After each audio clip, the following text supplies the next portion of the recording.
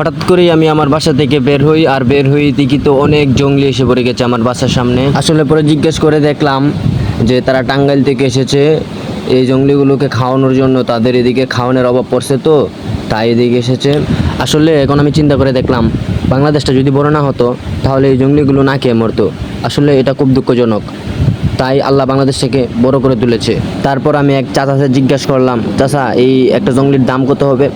সে বলতেছে তো অনেক টাকা। আমি বললাম না চাচা, আমি তো কিনবাম, আমি তো খায়াম, এটা জবাই করে খায়াম, তো দাম কত পড়বে?